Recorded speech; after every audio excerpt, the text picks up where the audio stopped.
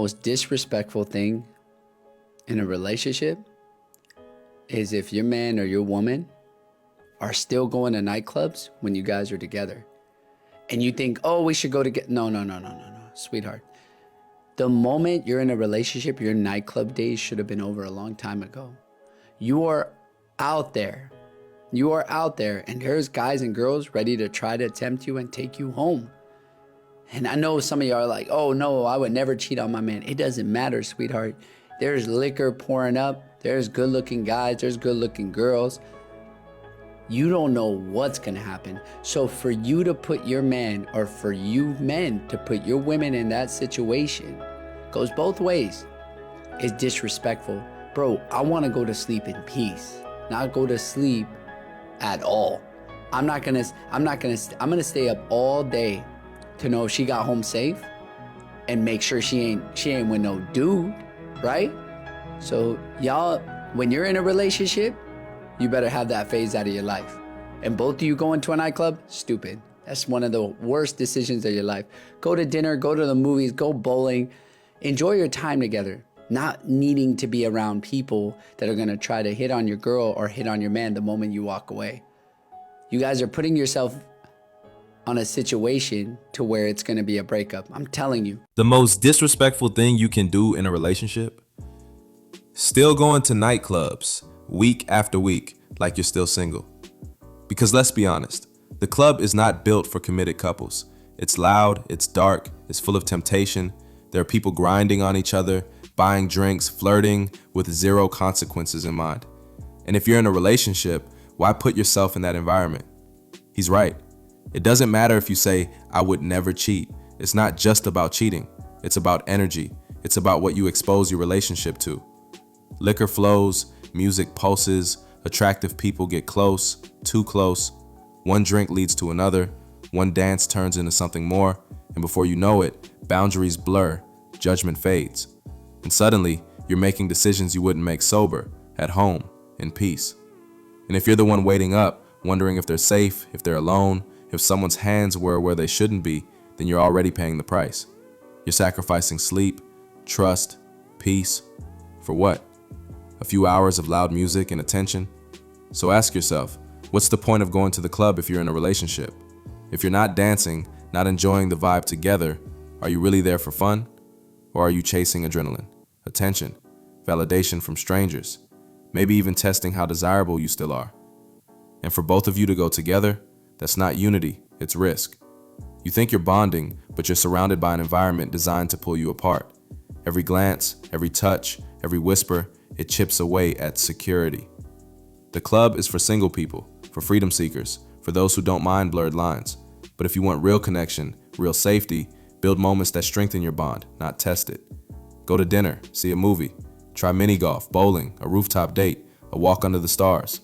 Enjoy each other without 100 distractions trying to steal your focus. What are you good at? I like eating and sleeping. Okay, and what are you not good at? Everything. Most people do not want to hear this, but a real lasting relationship requires a lot of tolerance. You have to accept that the other person is not perfect. Disappointments, pains, and irritations are inevitable. The real question is whether you are ready to face the ups and downs together, because that's it. Loving is recognizing that the other person has flaws, weaknesses, moments of doubt, just like you. Loving is embracing their imperfections. Seeing beyond the arguments, misunderstandings, and mistakes is realizing that perfection does not exist in relationships, but there is beauty in the efforts to stay united. It's about learning to forgive, communicate, and grow together. Loving is a choice to stay, to fight. A real lasting relationship doesn't survive on passion alone. It survives on tolerance. You have to accept one simple fact. The person you love is not perfect. They will disappoint you, they will hurt you, not because they want to, but because they're human. They'll have bad days, sharp words, moments of weakness, selfish impulses, doubts, fears, flaws that drive you crazy. And yes, you'll do the same to them. But the real question isn't, are they perfect? It's, are you willing to stay even when it's hard? Loving someone isn't about finding your soulmate and living happily ever after. It's about looking at their messy morning hair, their emotional shutdowns, their stubbornness, their past baggage, and saying, I see you. I know you're flawed, and I'm still here. Loving is choosing to stay after the argument, choosing to talk instead of walk away, choosing to forgive, not once, but over and over, because you value the bond more than being right. It's learning that beauty isn't imperfection, it's an effort, in the way they try to be better, in the way you both show up again and again, even when you're tired. Because love is a choice, a daily decision to fight, not against each other, but for each other. Fighting through temptation, fighting through pride, fighting through outside noise, lust, attention, ego, society's pressure to quit at the first sign of trouble. And yes, we live in a loveless world, where people are quick to leave, slow to forgive, fast to judge, where selfishness is celebrated as self-care, and communities are built around convenience, not care. But imagine if we chose differently, if we fought harder for connection, if we gave grace before walking, if we saw love not as a feeling, but as an act of courage. The world could be a better place, not because we found perfect partners, but because we decided to love imperfect ones well.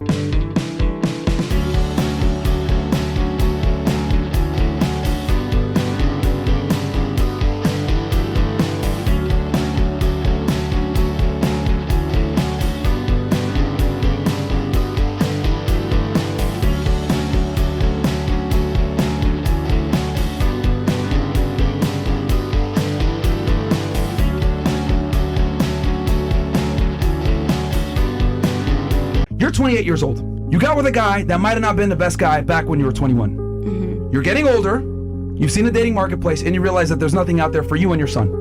So you're trying to make it work now. But when you had that FOMO 6 years ago, you didn't have that mindset. You thought you could do better. You thought, I'm gonna go find another guy, etc. It didn't pan out for you. Because here's the difference between men and women. You guys leave relationships thinking you can do better. 9 out of 10 times. Women only leave if they know they can monkey branch to something better. And you thought you could do something better. But now you realize you can't. Back then, you had options. You thought, I can do better. What if there's someone hotter, richer, more exciting? So you left or drifted chasing that idea of upgrade. But now, you've seen the dating market.